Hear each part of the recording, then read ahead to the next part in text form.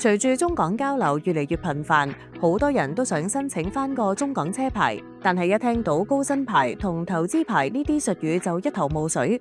今日就同大家分享下兩種牌嘅分別，幫你揀出最啱你嘅車牌。先講最常見、最傳統嘅投資牌，核心就係靠納稅換指標。所謂指標，即係中港牌嘅申請資格。一個指標對應一架車可辦理嘅跨境行駛許可。無論你係香港定內地企業，只要符合納稅要求，就可以申請投資牌。口岸唔同，要求都有少少分別。比如港珠澳大橋口岸，3年累計納稅滿10萬就有一個指標；深圳灣、蓮塘等口岸，上一年度納稅夠15萬就得㗎啦。對投資牌而言，納稅越多，可申請嘅指標數量就越多，最多可以有3個。個人名義如果係廣東投資設立公司，達到對應納稅額都一樣可以申請㗎。佢嘅門檻清晰，只要資料齊全、納稅達標，基本上都可以申請到。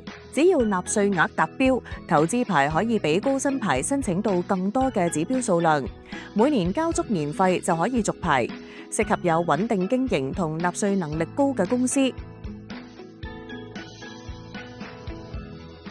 再講高薪牌，可以話係新政策之下高科技企業嘅專屬福利。只要你間公司獲得廣東省嘅高新技術企業認證，無論近3年納稅幾多，哪怕暫時冇納稅，都可以直接申請一個中港牌指標㗎。而且審批更快、更靈活，最快1個幾月就可以出牌。對於啲剛起步、重心放喺研發而暫時納稅唔多嘅科技公司，呢個政策真係超級實用。如果你對高薪牌感興趣，可以通過入股符合條件嘅大陸高新技術企業去申請，出牌後可以選擇退股。所以高薪牌係好適合追求速度、低成本嘅公司㗎。